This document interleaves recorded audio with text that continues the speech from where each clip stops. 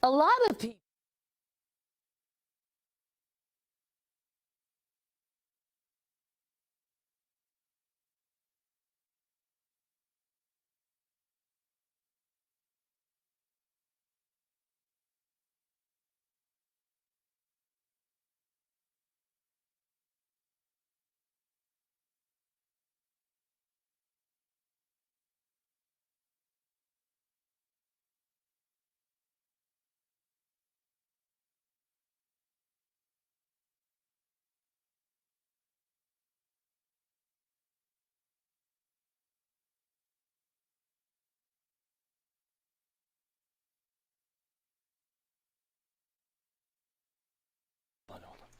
Your mic is unmuted.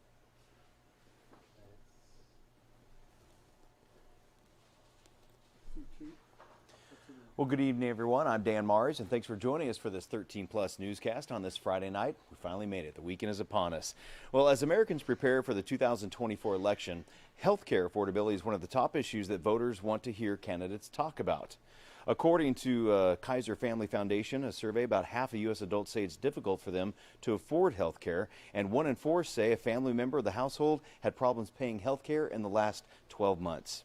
Don G joins us now with information that we should all know that we can have to make our best team when it comes to those medical bills.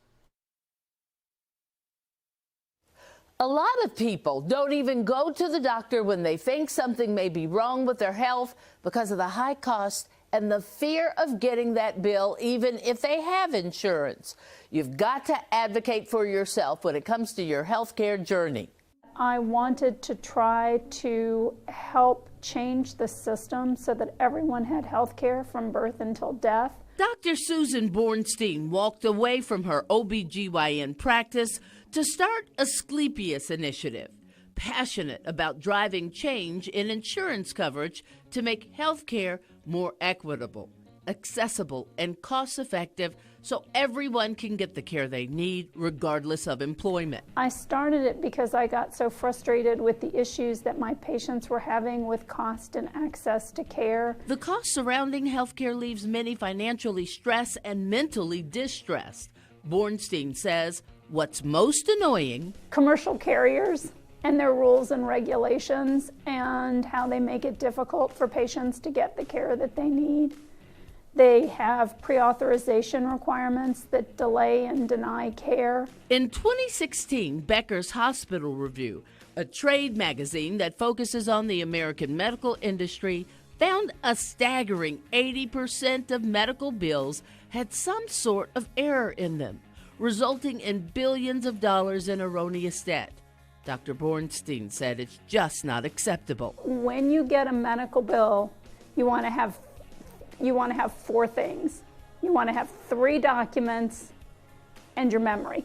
The 3 documents you need: your summary of benefits and coverage, a snapshot of your health plans, costs, benefits, covered healthcare services, and other features, the bill from the health provider, and the explanation of benefits, the statement your insurance company sends that summarize the cost of healthcare services you receive. And you want to have all 3 of those sort of on the table.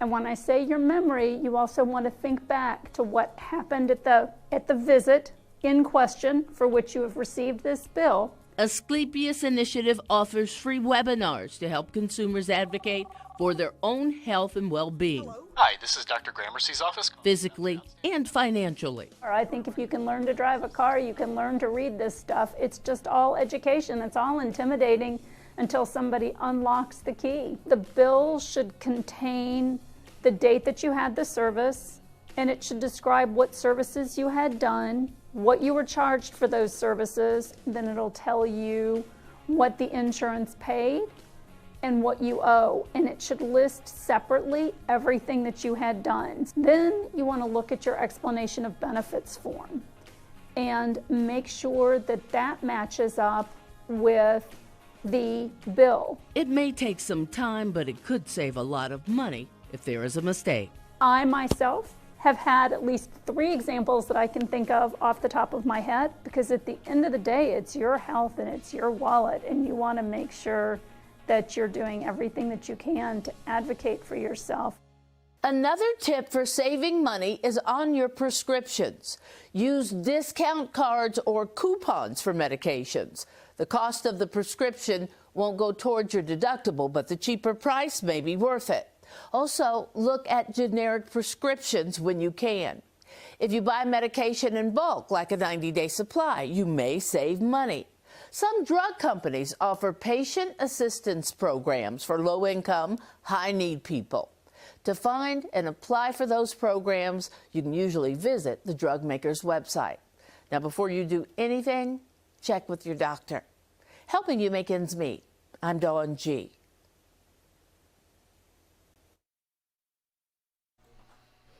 Well, get ready for some rain and snow. We've actually got a winter weather advisor, and meteorologist Corey Coates is joining us now. And yeah, this is an exciting weekend weather-wise. Yeah, it was our third storm in a matter of just a week, or really just 4 or 5 days.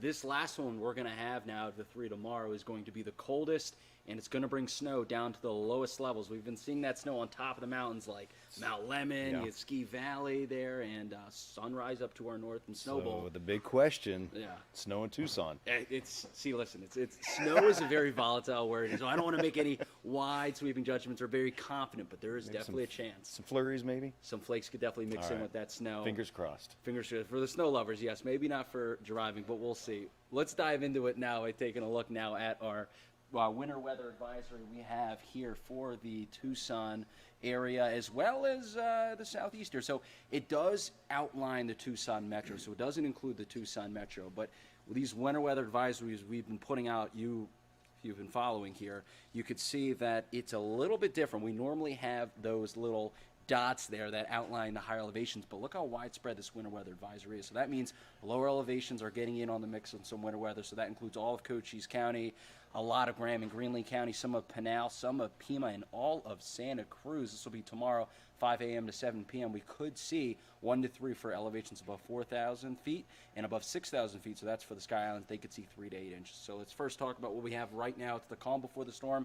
That green you're seeing, that's probably not precip reaching the ground. So everyone's dry with some good cloud cover here. We look to the north and west. That's where that system is now forming and gaining strength, where majority of that precip is in the state.